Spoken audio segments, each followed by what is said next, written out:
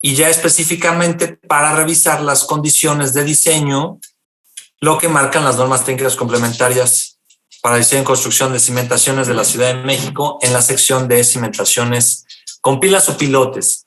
¿Qué es lo que se tiene? Bueno, sin ánimo de leerlo todo, por supuesto, habla sobre la definición de pilas y pilotes. Aquí es algo de lo que ya habíamos comentado nosotros, vamos a marcarlo en rojo, es decir, se llaman pilas de elementos mayores a 600 milímetros, es decir, más de 60 centímetros, colocados o colados en perforación previa, lo que habíamos comentado. En suelos blandos en proceso de consolidación como las zonas 2 y 3, los pilotes o pilas se usan comúnmente como complemento de cimentaciones parcialmente compensadas para reducir asentamientos. Debemos de recordar que la Ciudad de México, geotécnicamente hablando, se divide en 3 zonas. La zona 1, que son suelos duros, derrames lábicos, que esto sucedió principalmente o está ubicado en la zona sur, Coyoacán, Tlalpan, la zona de Ciudad Universitaria, Insurgente Sur, San Jerónimo, toda esa parte, ¿no? Que es pues la parte volcánica y a donde no se genera este fenómeno, ¿sí? Inclusive podemos observar afloramientos de roca basáltica sin problema, ¿no? La zona 3 es todo lo contrario, es la zona lacustre, de depósitos blandos, de suelos blandos, de depósitos lacustres, de depósitos compresibles. Miguel Hidalgo, la zona de, bueno, no es Ciudad de México, pero Chalco, por supuesto, ya Estado de México, lo que viene siendo la delegación Gustavo Madero también, si no me recuerdo, lo que es el aeropuerto, la zona del aeropuerto, el aeropuerto internacional de la Ciudad de México, todo lo que es el centro de la ciudad, ¿no? Parte del Paseo de la Reforma, más o menos, ¿sí? Toda esa zona. Y bueno, la zona 2 le llaman transición. La zona 2, que es transición, es precisamente la que se ubica en esa conjunción de derrame lábico con los depósitos lacustres. Bien. En la zona 2 principalmente se ocupan los pilotes para detener el asentamiento, no tanto por capacidad de carga, sino por asentamiento. En este caso, los pilotes o pilas no tienen generalmente la capacidad para soportar por sí solos el peso de la construcción y trabajan al límite en condiciones estáticas, por lo que no pueden contribuir a tomar solicitaciones accidentales e inclusive pueden, de acuerdo con la experiencia, perder una parte importante de su capacidad en condiciones sísmicas, por lo que resulta prudente ignorar su contribución a la capacidad de carga. Opcionalmente pueden usarse para soportar el peso total de la estructura y asegurar su estabilidad. En este último caso, la losa suele separarse con el tiempo del suelo de apoyo, por lo que es prudente suponer que no contribuye tampoco al aporte por capacidad de carga. En el caso de la zona 1, los pilotes y pilas se emplean comúnmente para atravesar depósitos arenosos superficiales en estado suelto o cohesivos relativamente blandos y rellenos no controlados. Por tanto, su diseño se debe hacer principalmente por capacidad de carga por punta. En cualquier caso, se verificará que la cimentación no exceda los estados límites ni de falla ni de los de servicio. ¿Vale? Bien. Esto a manera de introducción. Luego, ya hablando de estados límites de falla, en la sección 3.5.1 se verificará para la cimentación en conjunto para cada uno de los diversos grupos de pilotes o pilas y para cada elemento individual el cumplimiento de la desigualdad siguiente ante las distintas combinaciones de acciones verticales consideradas. La sumatoria de acciones verticales a tomar en cuenta en la combinación considerada afectada por su correspondiente factor de carga deberá ser menor que la capacidad de carga reducida, R mayúscula. Es decir, afectada por el factor de resistencia correspondiente. Es algo similar a lo que habíamos revisado en condición de cimentación superficial, ¿sí? En este caso, hablamos de que el estrato resistente está ubicado a mayor profundidad. A mayor profundidad. Las secciones incluirán el peso propio de la subestructura y de los pilotes o pilas. ¿Vale? Tomaremos en cuenta ese aporte de la misma cimentación. Los métodos analíticos por los cuales los vamos a revisar son los siguientes. Capacidad de carga por adherencia lateral, C sub F, para suelos cohesivos. Capacidad de carga por fricción lateral, C sub F, para suelos friccionantes. ¿Vale? Capacidad de carga por punta, para suelos cohesivos. Y capacidad de carga por punta para suelos friccionantes. Si recordamos lo que revisamos la semana pasada, debemos de tomar en cuenta que la carga útil de trabajo de una pila es igual al aporte de ese elemento por punta más fricción o adherencia, si estamos hablando de suelos cohesivos. ¿Vale? Es la suma. Entonces, calcularemos la carga útil de trabajo sumando para suelos cohesivos o elementos de cimentación desplantados en suelos cohesivos la capacidad de carga por adherencia lateral más la capacidad de carga por punta para suelos cohesivos. ¿Correcto? Si estamos hablando de suelos friccionantes en punta y a lo largo del fuste, entonces la carga útil de trabajo será la suma de capacidad de carga por fricción lateral más la capacidad de carga por punta. Bien, ¿algún comentario de esto? Creo que está claro, ¿no? Ok, perfecto. Entonces, pues ya, vamos a revisar cómo lo vamos a calcular. La capacidad de carga por adherencia lateral, C sub F, para suelos cohesivos se calculará de la siguiente manera. Bien, la capacidad de carga por adherencia lateral en suelos cohesivos, C sub F, es igual a P sub P por F sub R, la sumatoria con límite de I igual a 1 de alfa sub 1 por C sub U I, alfa sub I, perdón, es alfa sub I, por L sub I. ¿Qué es todo eso? Bien. La capacidad de carga por adherencia lateral es igual al perímetro del pilote o pila en la envolvente del grupo o subgrupo de pilotes o pilas, es decir, el perímetro. P sub P es el perímetro. ¿Vale?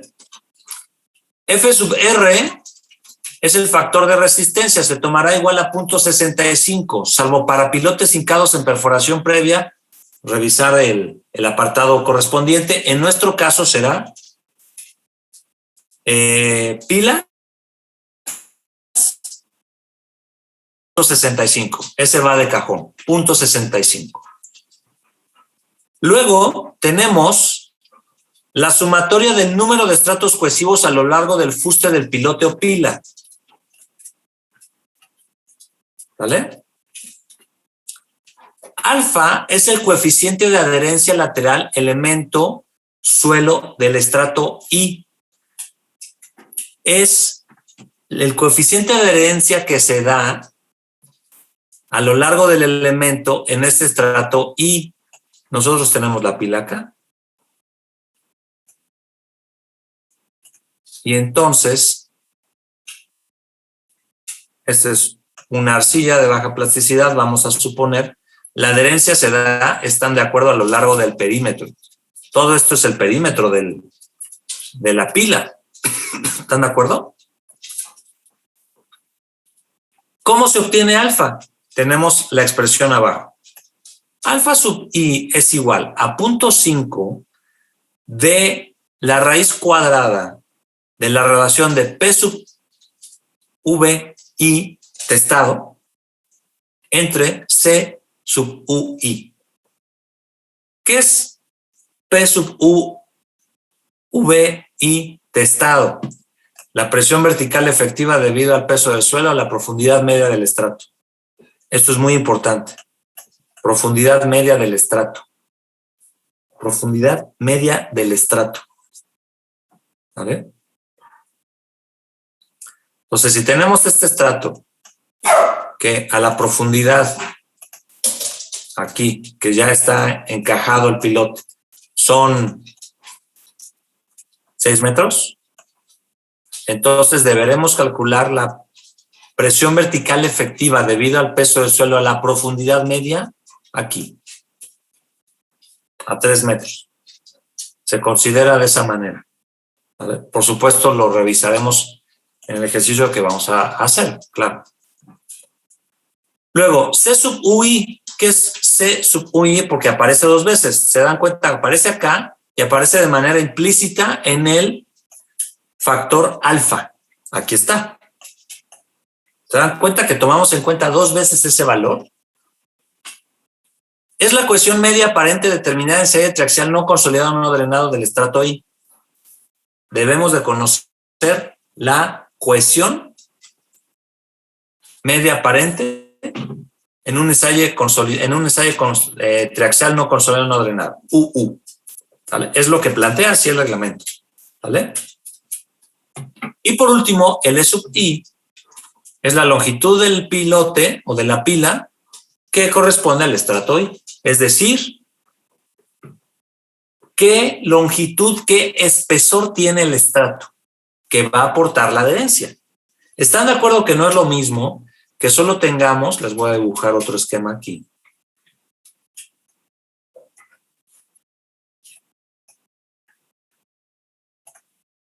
que solo tengamos este estrato de arcilla de alta plasticidad, por ejemplo CH, y lo demás sea arena?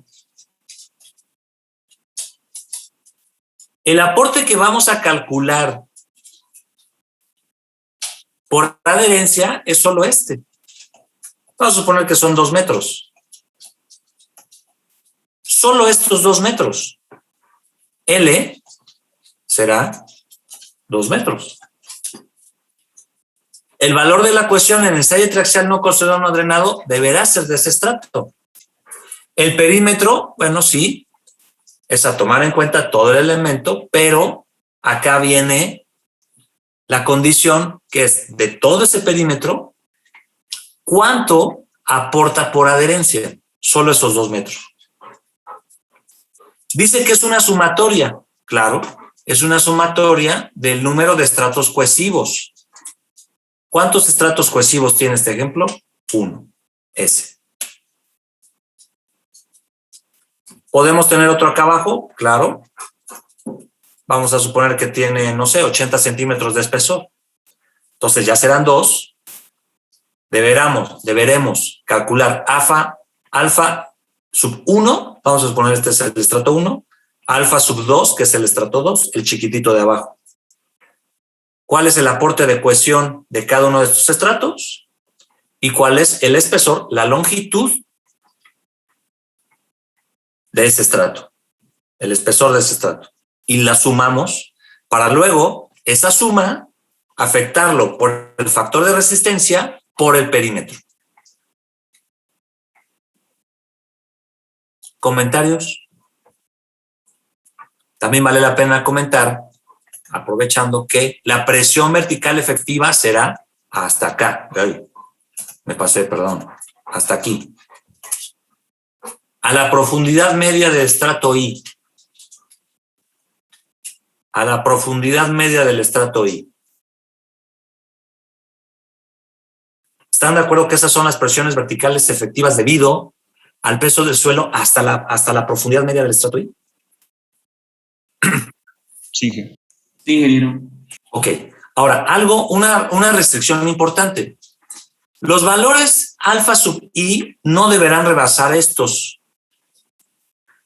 Si a nosotros nos da el cálculo de alfa sub I de 0.22, debemos entonces colocar 0.3.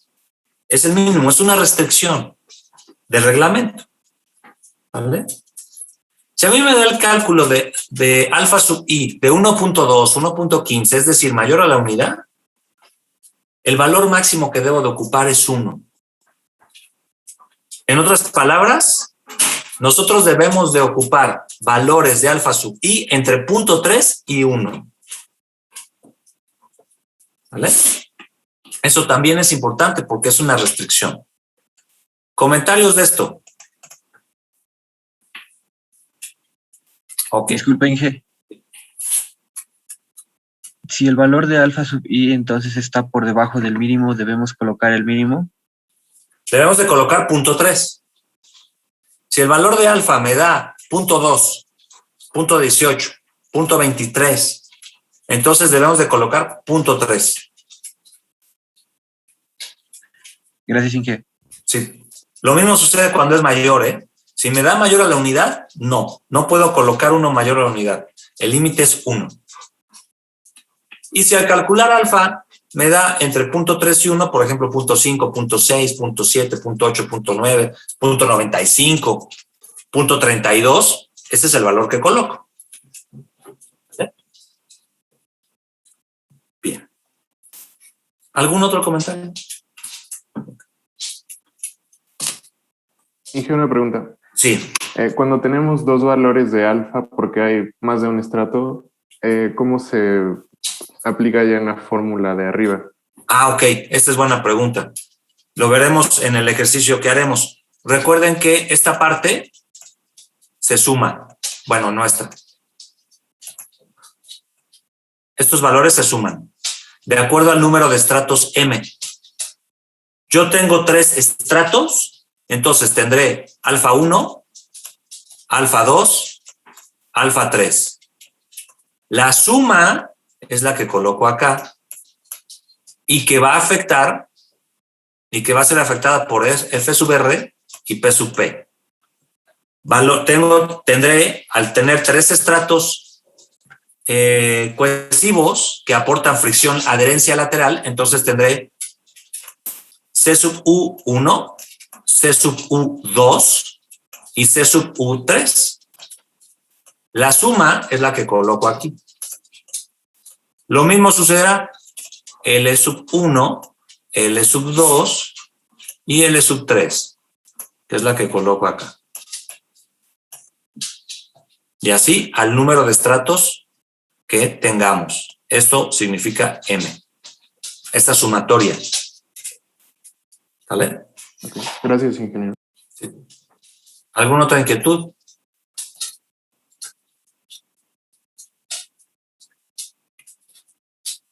Bien. Ahora, inciso B. La capacidad de carga por fricción lateral para suelos friccionantes. El anterior fue adherencia, suelos cohesivos. Esta será fricción lateral para suelos friccionantes, valga la redundancia. La capacidad de carga por fricción lateral es igual a P sub P por F sub R por la sumatoria del número de estratos M de la presión vertical efectiva a la profundidad media del estrato por beta por L. Vamos a ver qué quiere decir cada uno de estos. Es algo muy similar. P sub P es el perímetro. Ese ya lo revisamos, no hay problema. F sub R es el factor de resistencia también. 0.65 de cajón. Ya. No hay mucho que hacer ahí. Luego, otra vez, ¿qué sucede si tenemos la pila?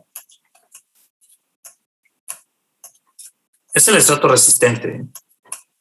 Pues lo único que vamos a revisar es precisamente el aporte de todo el fuste, la fricción, ¿vale? En donde se da la fricción en todo este perímetro, ¿correcto? Bien. El número de estratos friccionantes a lo largo de, bueno, ahora vamos a suponer que aquí tenemos un estrato de arena, este grandote. Arena. Lo demás es a lo mejor arcilla. ¿Vale? Y lo que me aporta por fricción es este estrato de arena arcillosa. Por fricción, ¿correcto? Y entonces tenemos que P sub V testado es lo que ya revisamos, la presión vertical efectiva de toda la columna estratigráfica al estrato medio, a la profundidad media del estrato. ¿Vale? Entonces, es hasta acá, a la mitad. ¿Sí? El esfuerzo geostático, lo que hemos estado calculando desde también cimentación superficial. El esfuerzo geostático, pues. Luego tenemos el factor beta. Beta es igual a 1.5 menos 0.24 de la raíz cuadrada de Z sub I. Z sub I es la profundidad media del estrato, que es a donde coincide la presión vertical efectiva. De esa manera se calcula. Hay una condición, la estamos viendo acá, la estoy marcando en rosa. La condición es que beta debe de ser mayor o igual a 0.25, pero menor o igual a 1.2. Entonces, algo similar como alfa. Si alfa debe de rondar de 0.3 a 1, beta debe de rondar de 0.25 a 1.2. Si el cálculo de beta sub I me da 0.22, 0.20, 0.21, 0.19 o menos, no puedo ocupar ese valor. Este reglamento lo que me restringe a 0.25 mínimo. Si el cálculo de beta sub I me da 1.3, 1.25, 1.4, 1.45 o mayor, tampoco lo puedo ocupar. El valor será 1.2. ¿Correcto? ¿Comentarios de esto? Y L sub I, pues es otra vez la longitud que corresponde a este estrato friccionante. Es decir, ¿cuánto mide este estrato de arcilla, de arena arcillosa? Bien. Deberá considerarse que el valor límite de la resistencia unitaria en el fuste no podrá ser superior a 200 kilopascales. Es una restricción del reglamento. Ahora, el siguiente párrafo es muy interesante. Por favor, observen, escuchen, lean. Para rellenos sueltos, basureros y en general para suelos de baja compacidad no será aplicable la ecuación 3.5.5, la de beta. En tales casos, no se considera el aporte de fricción lateral a la capacidad de carga de los pilotes o pilas. Es decir, ese beta vale 0. Ese estrato no aporta nada a la fricción. Nada. Estratos de rellenos sueltos, basureros o suelos de baja compacidad. ¿Vale?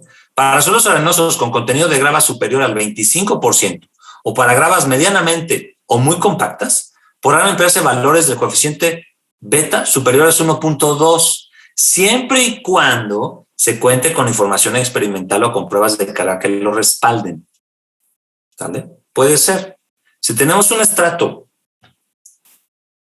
de grava, por ejemplo, fragmento de roca o roca muy fracturada, que nos dé el aporte por fricción mayor a 1.2, sí es posible. Y eso nos va a incrementar el valor por fricción, el aporte por fricción, la capacidad de carga por fricción. Evidentemente tendremos que ocupar o nos dará como resultado un valor mayor de beta.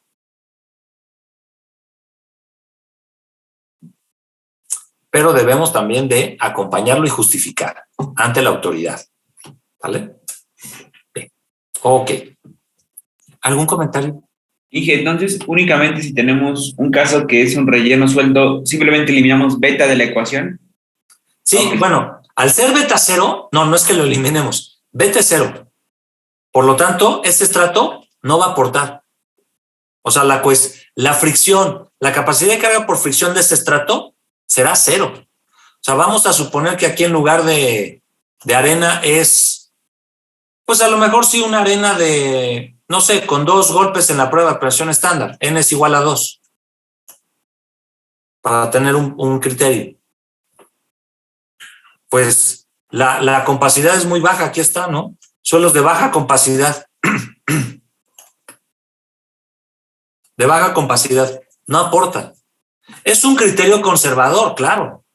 Porque ustedes podrán decir, bueno, sí aporta poquito, pero ok, sí. Estamos claros que sí aporta, mínimo aporta. Estoy de acuerdo con ustedes. El detalle es que tomen en cuenta que el reglamento es conservador. ¿Vale? Entonces, al ser conservador, bueno, evidentemente estas aportaciones pequeñitas, pues las, ¿cómo se dice? Las desprecia. ¿Sí? Ese es el punto, pues. ¿Algún otro comentario? Yo creo que para rellenos sueltos y basureros está claro, ¿no? Vaya. Sí, gracias. Sale. Sí, Saúl, con gusto. Bien, ¿algún otro comentario? Bien. Disculpe, Inge. Sí. ¿Por qué se analiza a la profundidad media del pilote y no se considera la profundidad completa para el cálculo del esfuerzo efectivo? Ok, lo que pasa es que son varias situaciones. La primera es que los estratos no son uniformes. Y entonces acuérdense que sí es cierto, estamos calculando para un elemento, pero que ese elemento es repetible en toda la obra, en toda la cimentación. Y entonces esos estratos pueden variar. Dos, también es un criterio conservador, porque no estamos contemplando toda la presión vertical del estrato, solo la mitad. Solo la mitad. Si la presión vertical del estrato está en función, recuerden, peso volumétrico por la profundidad del estrato, y si este estrato mide 6 metros de espesor, yo solamente tomaré en cuenta la presión vertical a 3 metros, es decir, el aporte de la mitad. Y entonces es un criterio conservador también. ¿Vale? Solo la mitad, ¿no? Sí, esa es la razón, ¿no? La no uniformidad de los estratos y que obedece a un criterio conservador, pues no contemplar toda la presión vertical. Gracias, Inge. Sí, ¿algún otro comentario?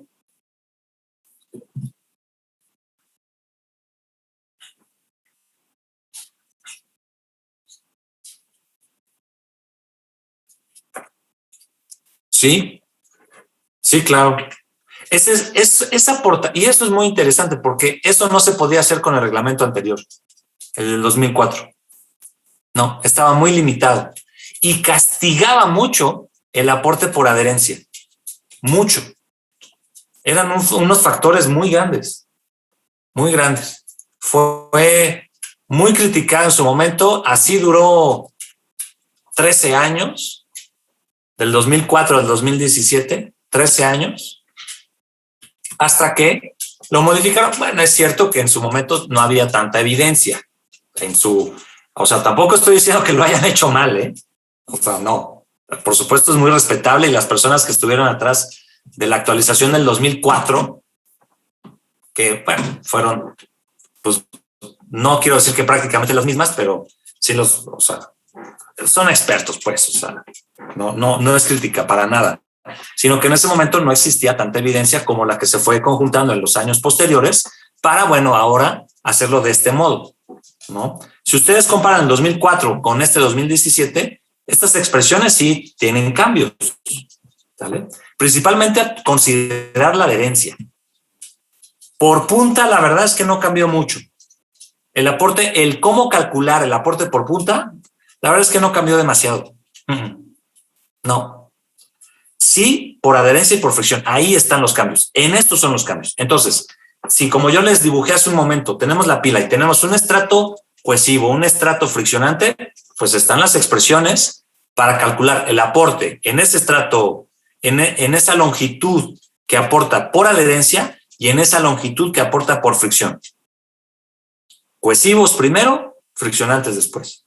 Digo, me refiero en el orden que los dije yo, no porque así tenga que ser, ¿sale? Pero sí, hay que calcular y lo vamos a hacer en un ejercicio para practicar. ¿Algún comentario? Ok, muy bien. Ahora vamos a ver por punta. Por punta, ¿qué tenemos por punta? Para suelos cohesivos, el aporte por punta es de la siguiente manera. C sub P, capacidad de carga por punta C sub P es igual a C sub U por N sub C asterisco por F sub R más P sub V. Todo esto por A sub P. Bueno, ¿qué es eso, no? A sub P es el área transversal. A sub P es el área transversal de la base de la pila o del pilote. El área de la pila. El área de la pila. P sub V es la presión vertical total debido al peso del suelo a la profundidad distante de los pilotes. Aquí sí calculamos hasta la profundidad. Acá hay una diferencia importante. Los otros eran el estrato medio, aquí hasta la profundidad. ¿Vale? Porque lo que vamos a aportar, lo que vamos a tomar en cuenta es hasta el fondo de la pila. ¿Vale? Todo. Luego, F sub R, punto 65, ahí no hay mucho que opinar, es el factor de resistencia. C sub U es la cohesión aparente del suelo de apoyo determinada en ensayo triaxial no consolidado no drenado. Tampoco hay mucho que decir. Y N sub C asterisco es el coeficiente de capacidad de carga que se obtiene de esta tabla. ¿Vale? N sub C asterisco es de esta tabla. ¿A dónde? Se tiene, dense cuenta, un ángulo de fricción interna, pero es el ángulo de fricción aparente. El ángulo de fricción interna aparente va a aportar un coeficiente N sub C asterisco. El ángulo de fricción interna de 0 tendremos el valor de 7. N sub C asterisco con un ángulo de fricción interna aparente de 5 grados tendremos un valor de 9 y de 10 grados un valor de 3. ¿Qué sucede si me dan un ángulo de fricción interna intermedio en estos valores? Tendremos que interpolar. No es una relación lineal, claro está, lo vemos, ¿no? ¿Vale? En todo caso, si fuese lineal, de 0 a 5 tendría un valor de 14 y de 5 a 10 tendría 21, no es el caso. O de 5 a 10 tendría de 9 a 18. No, lo observamos bien. Entonces, no es lineal, tenemos que interpolar. ¿Vale? Ese es lo adecuado. Bien, comentarios de acá. La verdad es que está muy sencillo, ¿no? Es sustituir. Dije, disculpe, si el ángulo de fricción es aparente es más grande que 10, ¿qué sucede en esos casos? Si el ángulo de fricción, mira, no debemos de olvidar que son condiciones de la Ciudad de México. Esto es muy importante, porque a veces, si es cierto, lo estamos viendo, si es cierto, muchas veces nos piden que calculemos en Puebla y en otros lados, Hidalgo, Morelos, Tlaxcala, Puebla Estado. Si nos piden que hagamos una revisión por la normativa, oye, pero pues es que la normativa de la Ciudad de México. Y bueno, estrictamente sí se puede hacer porque lo que estamos verificando es una comparación. Ok, pero es en estos detalles, por ejemplo, esta situación del coeficiente N sub C asterisco, ¿cómo lo tomo si me da un ángulo de fricción interna de 15? Porque no es una arcilla lacustre de la Ciudad de México. Es una arcilla de Cuernavaca. Es una arcilla de Puebla. Entonces, ahí sí está muy abierto. Lo que muchos proponen es que si da un valor de ángulo de fricción interna aparente mayor a 10 grados, lo restringamos a los 10 grados. Sí podemos construir una tendencia. Claro que lo podemos hacer. Pues es estadística, ¿no? Construimos nuestra gráfica y hacemos la tendencia. Y podemos obtener ese valor de 12, 13, 15. Pero debemos de tomar en cuenta que el criterio de la normativa no es esa naturaleza, o sea, no toma esa filosofía. No toma esa perspectiva, ese criterio. Entonces, lo que yo les puedo recomendar es que si les da un ángulo mayor y estamos hablando de suelos cohesivos, porque si son friccionantes, esta expresión no es. Entonces, desde ahí está mal elegido, ¿sale? Pero si estamos hablando de un suelo que vamos a encajar la pila en un material cohesivo y el ángulo de fricción interna da mayor, yo les recomiendo que utilicen el valor máximo, o sea, 13. Ya. Oye, ingeniero, es que el ángulo de fricción interna da 15, da 18. Sí, pero el suelo es cohesivo. Entonces debemos de restringir el aporte por fricción, porque entonces estamos sobrevalorando el comportamiento mecánico del suelo. Aguas, ¿eh? Porque entonces estaríamos duplicando valores. ¿Vale? Esa sería mi sugerencia. ¿Algún otro comentario? Y si quedó claro, pues. Ok. Inge, Sí. ¿el ángulo de fricción aparente es el mismo que el ángulo de fricción interna? Sí. Lo que pasa es que se dice aparente porque en el comportamiento puramente cohesivo,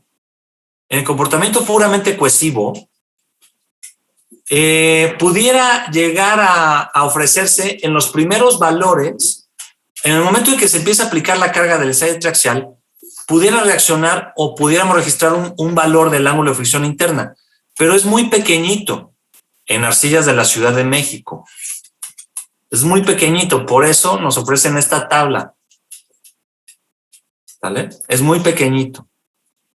Sí, y es la misma fricción que tomó en cuenta Terzaghi. Al ser el ángulo de fricción interna 0, pues no es, el factor de carga no es 0, recuerden, es 5.7 en falla general. ¿Sí se acuerdan de eso? N sub C para suelos puramente cohesivos es 5.7. ¿Sí? Aquí, bueno, se plantea que es 7 para un ángulo de fricción interna de 0 es 7. Un suelo puramente cohesivo. Entonces, la fricción aparente es ese remanso de fricción entre las partículas muy pequeñas que pudiéramos llegar a observar al hacer el ensayo triaxial no consolidado, no drenado. ¿Vale? Pero, insisto, dense cuenta que estamos hablando, o no olvidemos que estamos hablando de un suelo cohesivo, a donde teóricamente no deberá haber fricción. No deberá haber fricción. ¿Vale? Y si la hay, tendrá que ser pequeña. ¿Sí? Sí, Inge, gracias. Bien. Les pido por favor que nos volvamos a conectar ahora para revisar por fricción. ¿Sale? Vamos y venimos, por favor.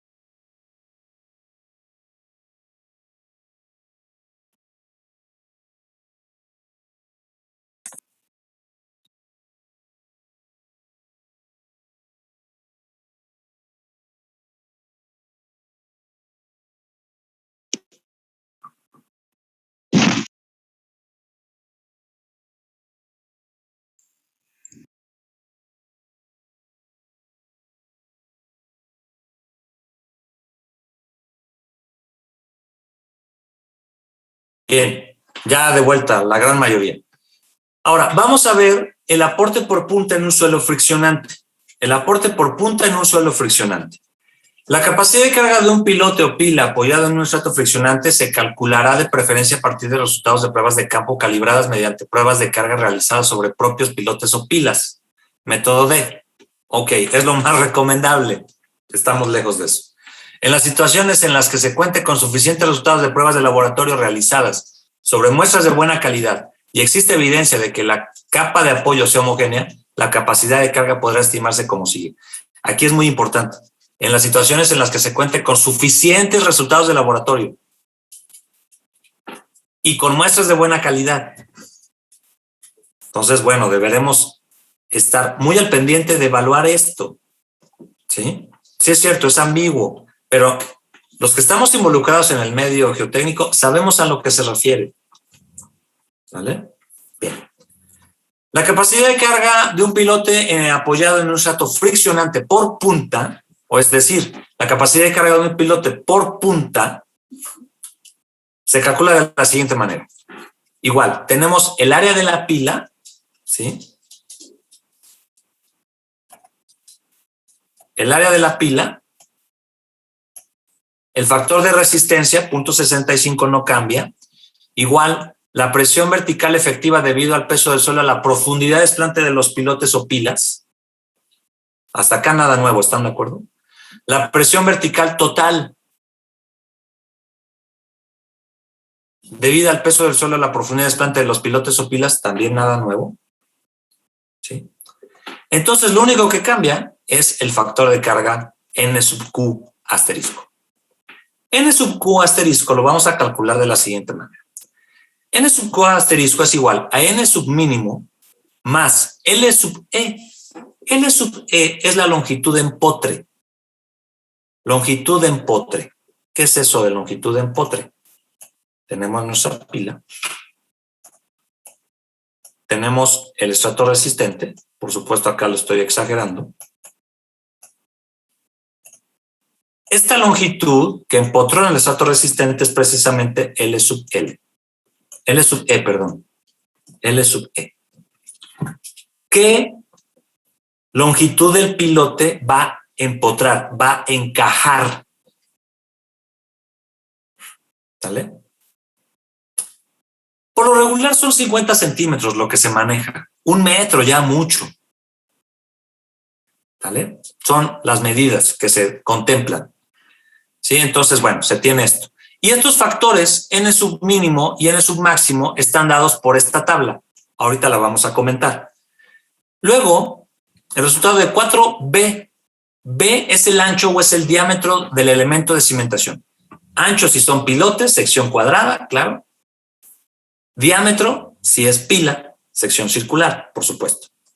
Y phi. Phi es el ángulo de fricción interna. Pero recuerden que este phi tiene la misma afectación que revisamos en cimentación superficial. ¿Recuerdan? Que está afectado por arco tangente de lambda. ¿Sí? Bueno, de alfa, no, sí, de lambda. ¿Sí? De lambda, tangente de phi, si no me recuerdo. Y lambda está en función de la compacidad relativa. ¿Sí me siguen? Sí, ingeniero. Para que recuperemos esa expresión, por favor, la vamos a ocupar nuevamente. ¿Sí? Bien. ¿Qué tenemos? L sub E es la longitud empotrada en el estrato resistente, ya lo vimos, B es el ancho, bla, bla, bla, ok. Sale la tabla. Bueno, a ver. ¿Cuándo? Hay dos maneras de calcular N sub Q. ¿Vale? Vamos a decir la expresión completa, vamos a decirlo así. Es cuando se aplique que la relación de la longitud de empotre entre el ancho de la cimentación o el diámetro de la cimentación será menor o igual a 4 veces tangente de 45 más phi entre 2. Aquí está. Esta es para este. Pero si la relación de la longitud de empotre entre el diámetro de la cimentación es mayor a 4 veces tangente de 45 más phi entre 2, entonces N sub Q asterisco es igual a N máximo. Nada más. ¿Sí está claro eso? Las restricciones que están en función de la longitud de empotre entre el diámetro. ¿Sí? Sí. Ok. Ahora, esos valores N máximo y N mínimo, ¿cómo los obtenemos? Es muy sencillo con esta tablita. Están en función del ángulo de fricción interna. Ojo, el ángulo de fricción interna modificado o afectado, o llámenlo como quieran. No es el directo de laboratorio del ensayo axial. Es el que está afectado por las condiciones de compacidad relativa del suelo. Si lo hicimos en cimentación superficial, cuando se desplanta una zapata en suelo friccionante, modificamos ese ángulo de fricción interna venido del laboratorio para aplicarlo de acuerdo a la densidad del suelo sobre el cual está desplantada la zapata. También lo vamos a hacer para pila. ¿Correcto? Para las pilas también lo vamos a hacer de esa manera. Y entonces tenemos que el ángulo de fricción interna para 20 grados, N su máximo es 12.5 y N su mínimo 7. Para 25 grados, 26 y 11.5. Y así nos vamos. ¿Qué sucede si me da 32? ¿Qué sucede si me da 27? ¿Qué sucede si me da 37? Vamos a interpolar. ¿Qué es lo que yo les recomiendo? Hagan una gráfica. Hacen una gráfica. Nosotros, bueno, en el trabajo tenemos una gráfica, ¿no? En la oficina, en el despacho, hicimos una gráfica de esto. Inclusive hicimos ahí una proyección un poquito más arriba de 45. La verdad no tiene mucho caso, pero sí un poco más abajo de 20. A lo mejor a 15, a 10, ¿no? 15. Y ya de ahí, no me acuerdo cuánto está, creo que sí, 15. Y entonces tenemos nuestra gráfica y con eso ya es más sencillo. Digo, ya hoy en día, con ayuda de compañeros de ustedes que nos han apoyado en prácticas profesionales, ya tenemos los valores de 21, 22, 23, ya todo, hasta 45 por unidad. Pero bueno, es también una idea para que ustedes ya tengan de manera directa estos valores, ¿no? Por la intención. ¿Comentarios? Disculpe, ingeniero. ¿Puede presentarse el caso donde el ángulo de fricción sea menor a 20? Sí, sí. Entonces, ahí yo se les sugiero hacer una, pues interpolación no vamos a poder, pero sí una proyección, ¿no? Por eso les comentaba de la gráfica. Pero sí se puede dar 15, 17, 18. Sí. Disculpe, y por ejemplo, si construyéramos la gráfica, quizás pudiéramos obtener la ecuación de la gráfica para cualquier punto en el ángulo. ¿Es válido usarla? Claro. Sí, de hecho, sí. Nada más yo les recomiendo que revisen, porque ustedes van a tener estos valores. Al ocupar esa ecuación, con phi igual a 25 grados, les debe dar 26. Y con alfa 25 grados les debe dar 11.5. O bueno, con 20 grados, con 30. Es decir, esos valores ya los conocemos. Confirmen, comprueben esa ecuación, la ecuación de esa gráfica, con esos valores. Les debe de dar. ¿Están de acuerdo? ¿No? Y sí, ocúpenlo. Gracias, Sí, ingeniero. sí, con gusto. ¿Algún otro comentario? Profe, el valor de la tabla es con el ángulo ya modificado, ¿no? Sí. Si ese ángulo de fricción interna, acuérdense que debe estar modificado por el arco tangente de alfa, de tangente de phi, creo que es. No recuerdo, la verdad, no me lo sé de memoria. Pero ya sabemos cuál. ¿Sí? Hay que retomarlo. Ahí viene, inciso 3.3.1 A mayúscula minúscula, o sea, está medio rara la referencia al apartado, pero bueno, ya sabemos a cuál nos referimos, ¿no?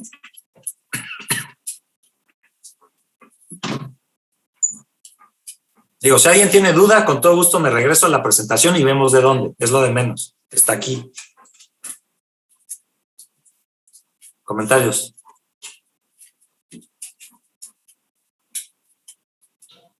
Inge, solo para confirmar, es el arco tangente de lambda tangente de phi asterisco, ¿no? Sí, exacto, es ese. Okay, A ver, gracias. vamos a regresarnos. Ya dejé de compartir, perdón. A ver, aquí. Están viendo la presentación, ¿verdad? Ya todo lo que revisamos. No está aquí en cimentación. Sí, es cierto. Cimentación superficial, perdón.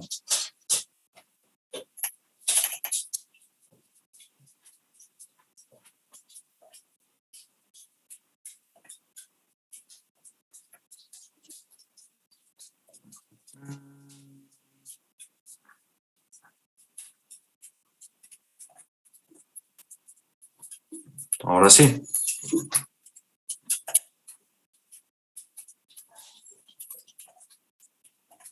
Aquí está. Arco tangente de lambda por tangente de phi asterisco. Ese phi asterisco sí es el directo del ensayo triaxial. Directo del ensayo triaxial. Phi asterisco. Y ya lo modificamos, parámetro phi, en función del valor de lambda, que está en función de la compacidad relativa. ¿Vale? Ya más claro, creo, ¿no? Bueno, por cualquier que haya tenido duda y no se haya animado a preguntar. ¿Comentarios? No, Bien, todo tarea. claro. Ah, sí. Dime, Saúl. Todo claro, Inge. Ah, ok, gracias. Tarea. Vamos a tener sesión el miércoles. Tienen hoy y mañana para, por favor, todas estas ecuaciones, les voy a pedir que las pasen a mano. No por otra cosa ni porque lo que sea que piensen, sino para que las practiquen, por favor. Hagan su acordeón. ¿Sale? En una libreta, en una hoja, en un blog de hojas, a donde estén llevando la clase, espero. A mano, por favor. No me va a dar tiempo revisar todas el miércoles, va a ser al azar. Preguntaré a algunos y haremos un ejercicio. Estos días nos dedicaremos a hacer ejercicios, ¿vale? Para que quede claro. ¿Sí? Ejercicios. ¿Sale? Entonces, a mano, por favor, pediré que abran su cámara y muestren su apunte. Las ecuaciones, las cuatro métodos. Capacidad de carga por adherencia para suelos cohesivos. Capacidad de carga por fricción para suelos friccionantes. Capacidad de carga por punta para suelos cohesivos y suelos friccionantes, por favor. Las 4 opciones que podemos encontrar. ¿Sí? Nos vamos a dedicar ya todos estos días, toda la semana, a hacer ejercicio. Les pido, por favor, que lo pasen en limpio. Bueno, me refiero a que lo copien, pues. Ya. Y lo tengan en una hoja, a mano, para que ejerciten. ¿Sí? Y les grabe un poco mejor. ¿Vale? Comentarios. Háganlo bonito, ¿eh? Que se vea que invirtieron tiempo, no lo hicieron 5 minutos antes de la clase. Por favor, a colores, así bonito, un dibujito, no vendría nada mal. Por favor, sale. ¿Comentarios? Inge, ¿podría volver a poner la presentación? Es que me faltó tomar captura de una de las 4. Claro. Gracias. A ver. Inge, a nuestro acordeón le ponemos lo que es cada elemento, ¿no? Por ejemplo, ¿qué significa CU, NC, Sí. FR? Allá lo que ustedes quieran, eso sí ya es libre. Háganlo como ustedes gusten. Yo lo único que les pido es que sea a mano limpio, pues. Les va a servir, ¿no? Para ustedes. No sé si en esta, Brian. O tú me dices, pues. Creo que es la última, Inge. Pues creo que esta es la última. Ah, no. No es cierto. Acá.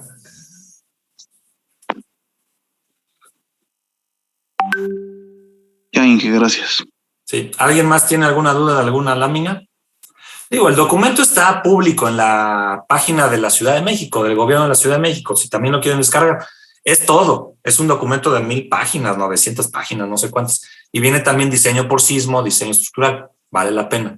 Viene esto. También, como gusten. ¿Comentarios?